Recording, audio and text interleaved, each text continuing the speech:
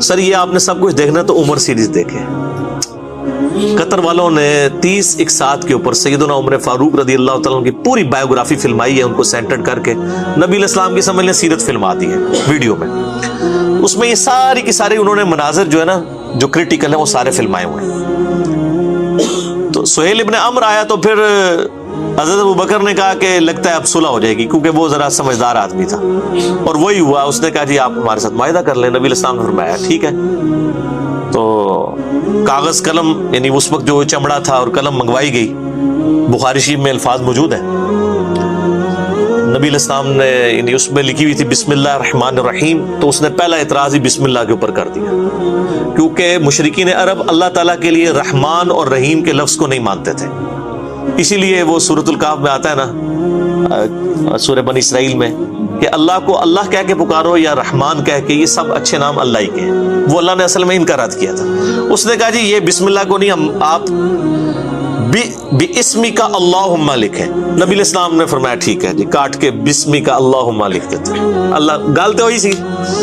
اچھا پھر اس میں لکھا گیا یہ جو ہے وہ محمد رسول اللہ صلی اللہ علیہ وآلہ وسلم اور مشرکین عرب کے درمیان معاہدہ ہے.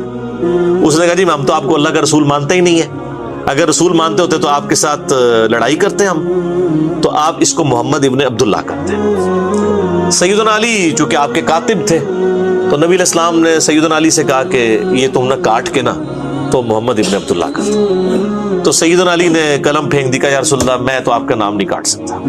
یہ نہیں محبت فرماتے, یعنی فرتے محبت میں تھا. نبی علیہ السلام نے بھی اس کو برا نہیں منایا.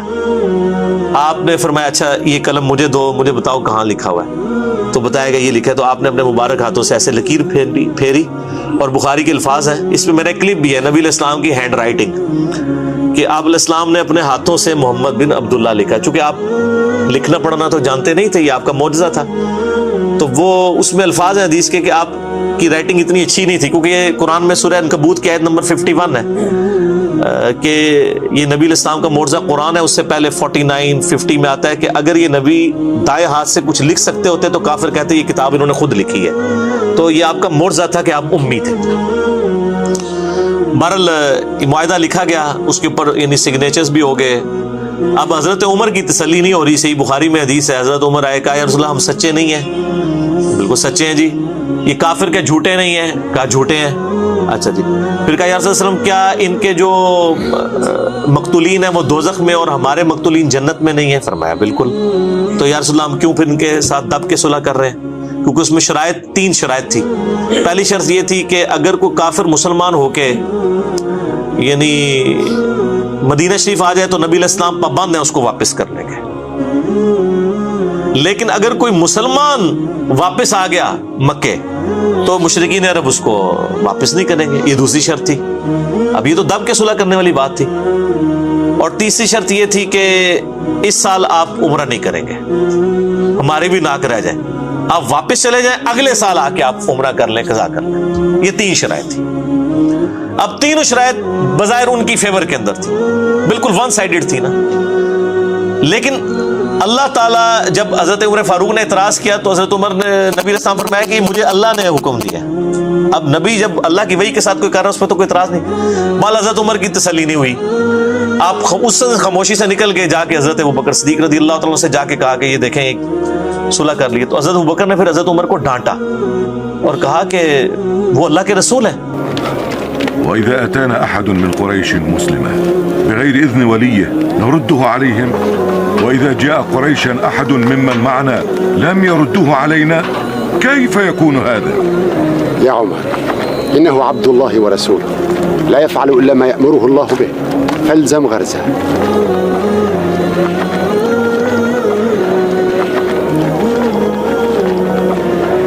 اور حضرت عمر کہتے ہیں مجھے پوری زندگی میں نے بڑا صدقہ اور خیرات کیا ہے. اس دن مجھ سے نبی علیہ السلام کے ساتھ مس بیہیو جو کیا, حالانکہ اس میں مس بیہیو کوئی بھی نہیں تھا, لیکن ظاہر ہے کہ وہ جو شریف انسان ہوتا ہے وہ تو سمجھتا ہے کہ نبی کا مرتبہ کیا ہے, وہاں تو آپ آواز بھی اونچی کریں تو اعمال غارت ہو جائیں گے.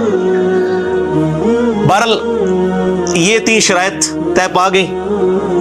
اب یہ بالکل ون سائیڈڈ شرائط تھی. نبی علیہ السلام نے قبول کر لیا. اب بخاری کے الفاظ ہیں, آپ علیہ السلام خیمے سے باہر نکلے اور آپ نے معاہدہ کہا کہ یہ ہو گیا ہے.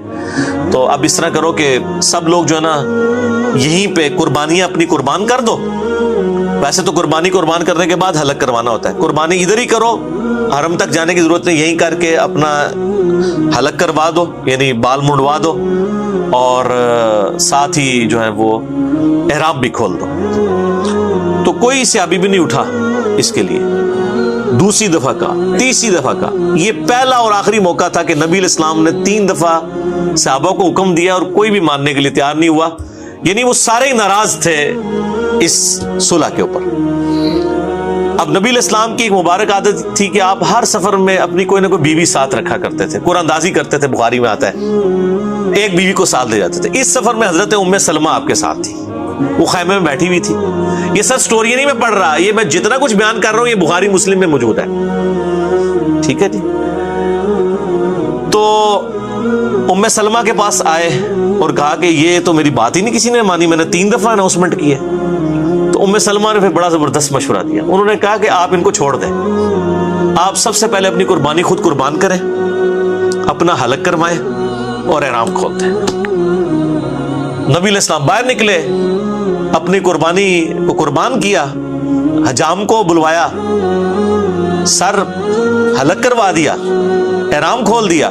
اب باقیوں نے جب تمام صحابہ نے دیکھا حضور نے کیا, پہلے ایک اٹھا, پھر دوسرا, پھر تیسرا, کرتے کرتے سب کے سب نے, یعنی اب پیچھے کوئی راہ نہیں.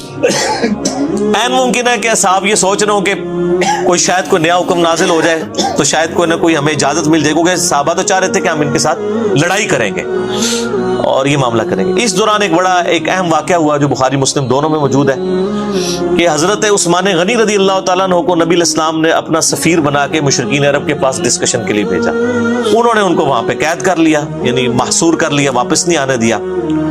ان کو بلکہ آفر کی کہ تم عمرہ کر لو, چونکہ وہ حضرت عثمان بھی بنو امیہ سے تھے, ابو سفیان بھی بنو امیہ سے تھا. نبی علیہ السلام نے بڑی سمجھداری کی کہ ان کے خاندان کا ایک بندہ بھیجا. یہ خطرہ تھا کسی اور کو بھیجتے وہ قتل ہی نہ کر دیں, لیکن خاندان والوں کا خیال کرتے تھے کیونکہ قبائلی سسٹم بڑا سٹرانگ تھا نا, وہ سال لوگ کھڑے ہو جاتے تھے امیت میں. تو حضرت عثمان رضی اللہ تعالیٰ عنہ کو انہوں نے قتل تو نہیں کیا, لیکن وہاں پہ معصور کر لیا اور کہا کہ بھی تم کرنا چاہ رہے ہو تو کر لو. انہوں نے کہا میں نبی علیہ السلام کے بغیر عمرہ نہیں کروں گا, عمرے کو میں نے کیا کرنا ہے, نبی علیہ السلام ہی ہمارے ساتھ نہیں ہے. تو لیکن پیچھے یہ خبر مشہور ہوگی مسلمانوں میں کہ حضرت عثمان کو شہید کر دیا گیا.